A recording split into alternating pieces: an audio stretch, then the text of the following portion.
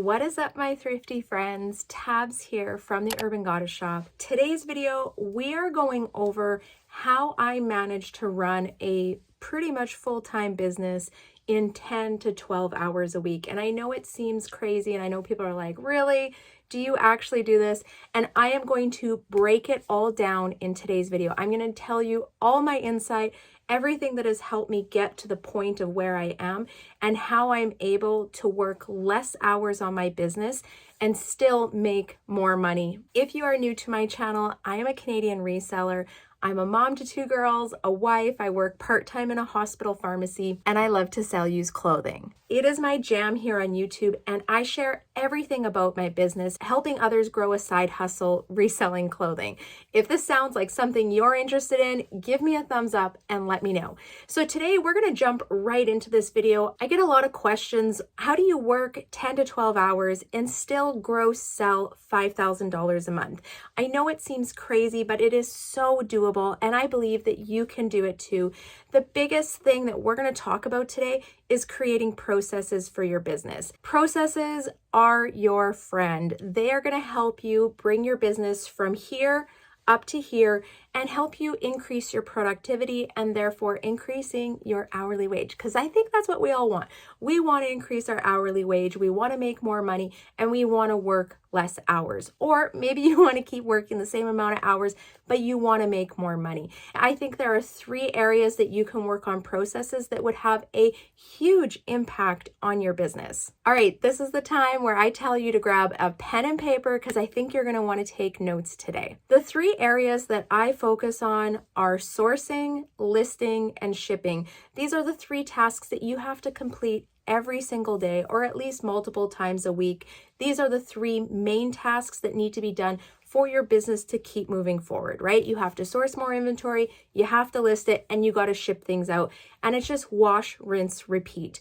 Let's go into the first category, which is sourcing. Sourcing is one of my favorite things, but I've really worked on my processes here to make sure that I am working efficiently, that I'm getting max results, I guess, with, I hate to say this, but the least amount of effort. I'm kind of a lazy reseller.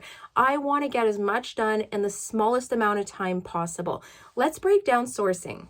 What I recommend everyone do is write down all the stores that are within a reasonable radius. And for you, whatever reasonable is. For me, it's like within 20-minute drive, but I know some people live in bigger cities or maybe they have to travel source. What I want you to do is write down the list of the stores that you could go to. I want you to include thrift stores, consignment stores, and buy-sell trades.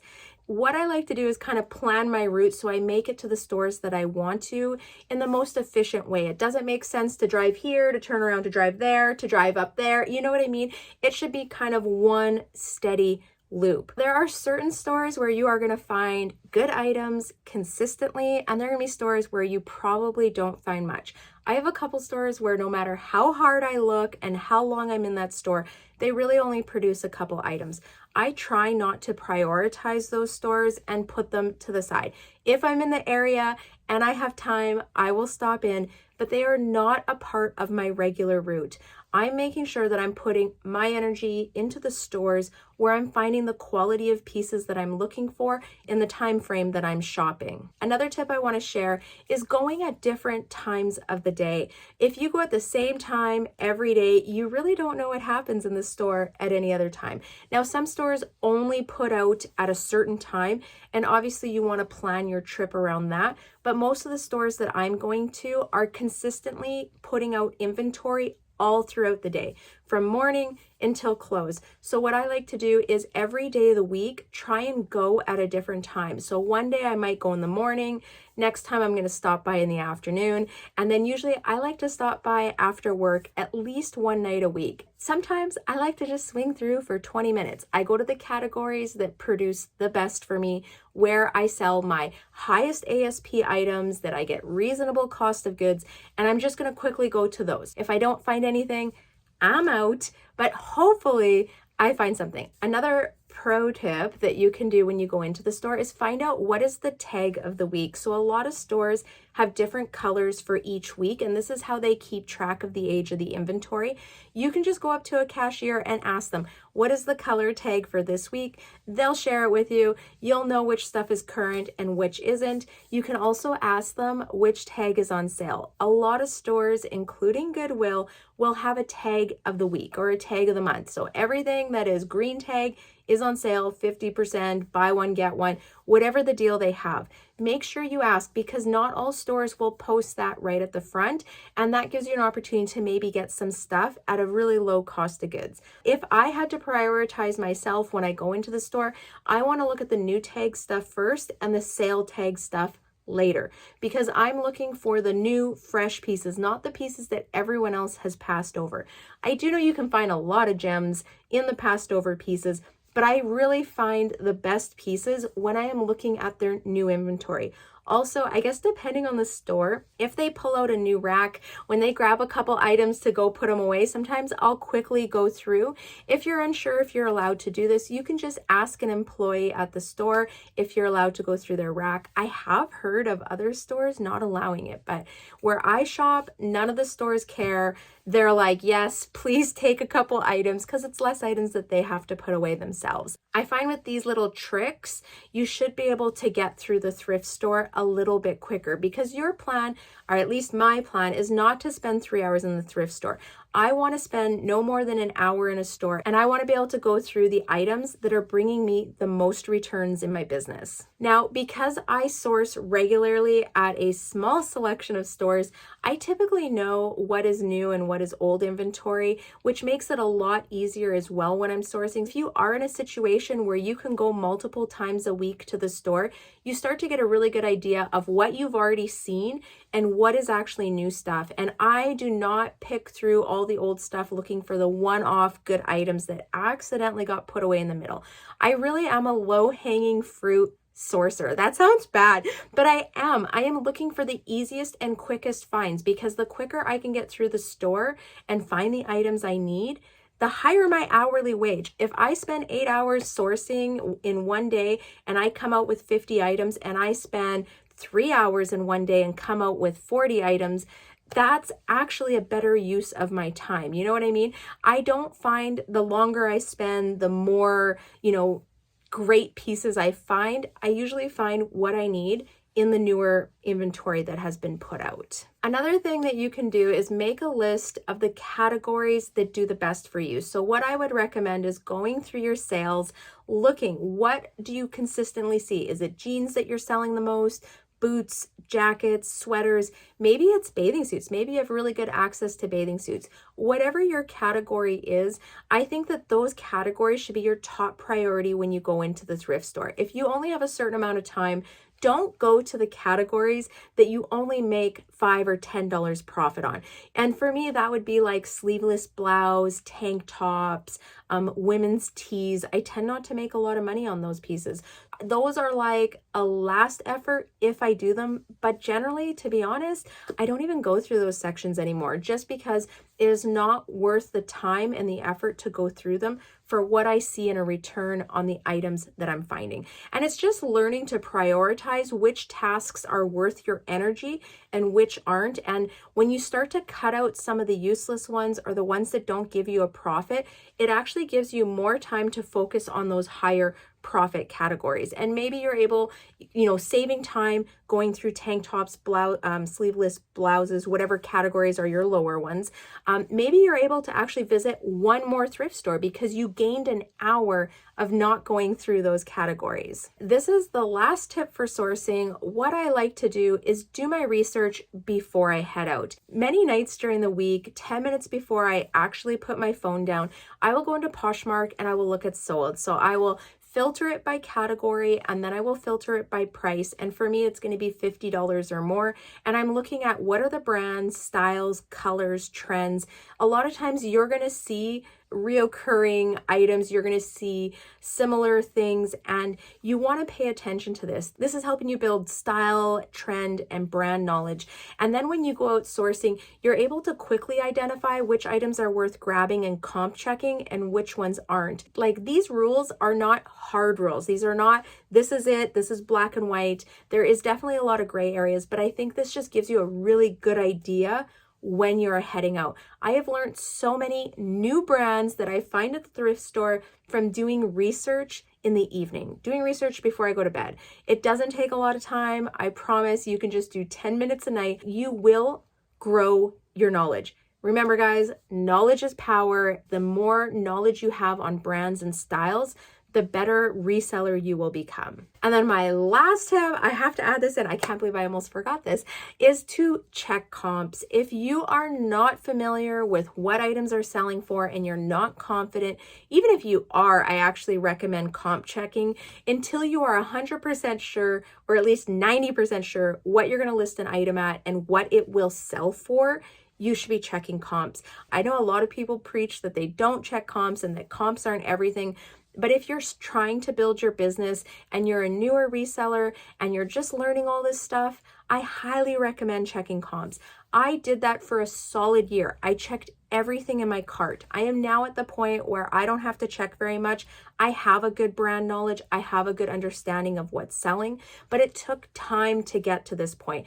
I have probably comp checked 10,000 items. I guarantee at least, if not 15 to 20,000 items.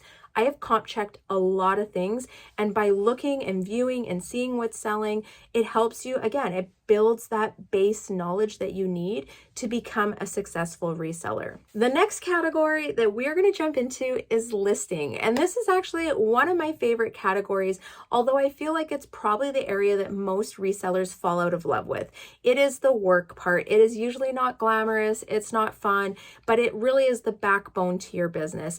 When you can list efficiently, you will increase your hourly wage. So we're going to go through some of the different areas that I work on efficiency and different processes that I have in place. And let's just start with the beginning. So batching, I batch everything. I usually do batches of 10 to 15. And when I say batching, I mean, I grab similar items to prep, photograph, and list. So some categories might be athletic pants, jeans, sweaters.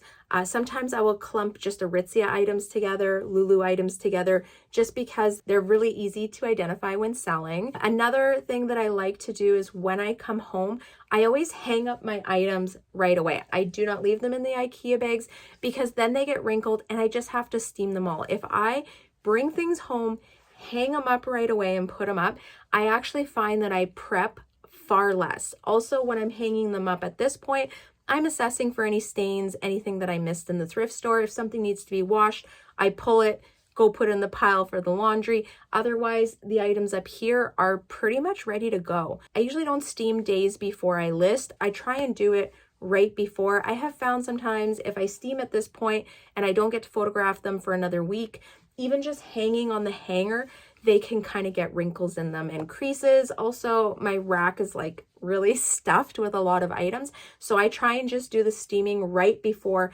I'm bringing them downstairs to photograph them. Let's say I'm doing athletic pants. I'm looking through them all. I'm steaming anything that has to get steamed that has, you know, like heavy wrinkles, creases, things like that. And I'm going to grab that stack of hangers and I'm going to bring them downstairs.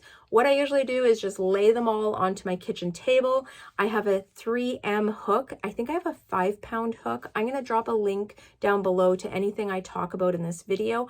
I just have it stuck on my dining room wall. I just take each item one by one. I take very similar pictures for each item. So usually I can capture an item in 6 to 8 pictures. This is like front, back, all applicable tags, and then some close-up details. But really the rule of thumb is however many pictures you need to take to capture the entire item. And if you're just taking 3 or 4, that's probably not enough. That's the honest truth. That's probably not enough. 6 to 8 is my minimum. Sometimes I'm doing more if there's a lot of different features. Another like famous photo I like to take is a hand in a pocket. If there's a pocket on the item, there's probably a picture in my listing with my hand in it. And I find the more pictures that you can have, the easier it is for them to make a decision on the item. I also try and take similar photos for each type of item. So pants, I'm taking the same 6 to 8 photos. Shirts, I'm taking the same 6 to 8 photos. With this method, I think a lot less. It is easy for me to photograph. I'm not contemplating which angles, it's just the same every time. And this way I'm able to go through the items a lot quicker, like substantially quicker. Have an idea of which photos you need for each type of item that you're photographing and just keep repeating that process. I like to list Aritzia, Lulu, and Levi's items, basically any item that has an article number or a style number on the tag somewhere. It's really easy to look these up, get a good title, get any applicable keywords, and they already have a description made. Now, you do not have to copy the description. I've been using Magiscriptor recently where I just take the title that I find online, toss it in a Magiscriptor, let it do its magic and create a description. But you can also pull keywords out of the generic or the manufacturer's description as well. I just find these items are really easy to list and I don't have to spend as much time thinking with them. At this point, I like to measure the item, put that into the listing, and I'm ready to inventory it. I do have pre-made inventory bags, and I'm going to explain that in a few minutes. I just toss the SKU into the listing at the bottom of the Poshmark notes, bag the item, and toss it in an IKEA bag to go upstairs in my inventory room. This process, like, it sounds like it's a lot, but once you do it over and over, you'll get a lot faster at it. And I think as long as you're doing things repetitive and you're trying to do the same thing over and over and not reinvent the wheel every time you're listing, it will get easier and you will get faster. Another little tip is keep everything in arm's reach. So for me, the hook, my kitchen table, inventory bags, my measuring tape, everything that I need is within an arm's reach. So it makes doing the work really easy. I'm not having to walk across a room, go upstairs, grab things all the time. Everything is in one area. Doing it this way, I can now list 15 to 20 items in less than 2 hours. It takes time to get to this point, but the more you do it, the quicker you'll get. And keep in mind, I have listed almost 4,000 items. So I have so much practice getting ready and doing my listings. You'll get there, I promise, but this is really how I make it all work. The last category we're going to talk about is shipping. And I think this is probably where I spend the least amount of time. If you don't have an inventory system, this is where I stop you and I tell you it is time. Even if you only have 50 items, you need an inventory system. When you have one, I promise you will save so much time. You will never lose an item, and everything just becomes so easy when you have sales. I don't use a really complicated system.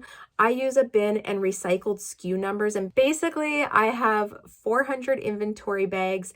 They're numbered 1 to 400. I have totes. I store 25 items in a tote. The bins are all numbered in numerical order as well. When I list something, I put it in the inventory bag. When that item sells, I take the bag and I stack it up. So I have a whole stack in my shipping station of empty bags from items that have sold. When I go to list new items on the days that I'm listing, I will grab that stack of empty inventory bags and take them downstairs. They are now ready to be recycled and reused. And you just repeat that process, right? So the same inventory bags I am using over and over and over.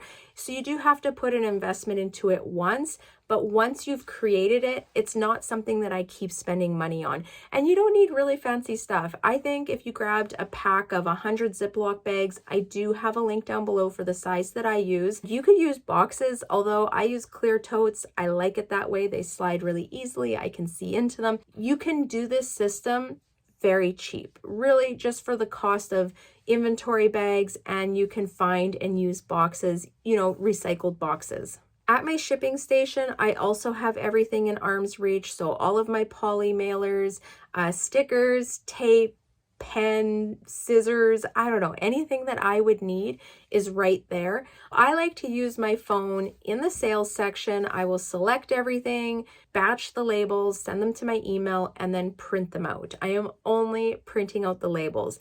Then I'm going to take my phone and pull all the inventory numbers using the SKU numbers that I put into the listings. So it's pretty easy. You just look at the sale, it'll tell you the SKU, and then you grab all the items. Once I've collected all the items, I generally just space them out onto my counter, and then I'll match up the shipping labels by the username. So I'll look at the sale, what is their Posh closet name, and then I look at the shipping label, and usually it's at the bottom. You can see their username, and that's how I will match up the items with the shipping labels, and then I just start bagging them up.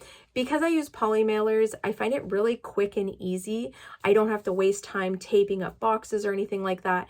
And I have 3 sizes of Polymailers. I know what will fit in them. It's pretty easy. Again, they're like all within arm's reach. Very quick, very easy. Once they are packaged, I toss them into an IKEA bag to go to the post office. I usually ship 3 times a week. I like to do it on Mondays, Wednesdays, and Fridays. I do not ship every day. I do not have time to go to the post office every day, but I find with the every other day, I'm still able to maintain a good shipping time. Okay, so that wraps up the 3 categories. I do have some extra things that I want to talk about. So the final tip that I think is probably one of the most important and that really helps me with efficiency in my business is turning my phone onto focus mode. So basically, when you turn on focus mode, it cuts out all distractions. Nothing will go through on your phone. I have my family set up on emergency, so if Jeff were to phone, he will override my focus mode, or my kids. I have a few close family members, but really anyone else, I'm at work, they can wait, the couple hours until I'm done listing. Think of it this way. When you are working, you are on the clock. I look at my business as my investment. When I am working, I am working. I am not scrolling Instagram. I am not messaging friends. I am not talking on the phone. I'm just trying to get my work done in the smallest pocket of time possible. If you feel like you're always working on your business, it's because you probably are, because you're probably always multitasking. So instead of working on just your business, when you're working on your business, you're doing other things, and it really just drags out the tasks. I'm going to drop it there. I'm not going to keep beating this in, but if you're trying to reduce the hours that you spend on your business, focus on your business when it is your business time. And I'll be honest, I do not feel burnt out working 10 to 12 hours a week on my business. This is very manageable for me. Now, here's some food for thought at the end. I have been working really hard to raise my ASP, and when I raise my ASP, I'm also increasing my profit margin. My cost of goods has generally stayed the same, so I'm able to push that ASP and also increase my profit margin. Now, as I do this, for me, I'm trying to work in less time, so it's not like I'm trying to save time so that I can list and source more. I'm actually just okay with the dollar amount that I make and reducing the time that I'm spending on my business. But look at it this way. When you sell higher ASP items, you have to source less, you list less, and you ship less. And with all those 3 categories, you doing less but still making the same amount of money as a volume seller, you're actually gaining time back and increasing your hourly wage. So I did set some pretty big goals for this year in 2023, but I'm starting to already see them having an impact on my business. So yeah, I think that was one of the other big things that I did that really helped me cut down time, but increase what I'm making and my profit in my business. Okay, guys, this is it. This is how I make everything work. On top of doing my reselling business, I also work 2 days a week, 12-hour shifts in a hospital pharmacy. I do not resell on weekends, and I do YouTube, which actually takes a substantial amount of my time now. So yeah, trust me when I say I run my reselling business in 10 to 12 hours a week. It's very doable. If you find that you're spending a lot of hours and you're not getting the results that you want, I challenge you to work on your processes. I challenge you to work on efficiency. When you start to address those issues in your business, you will start to spend less time and hopefully make more money.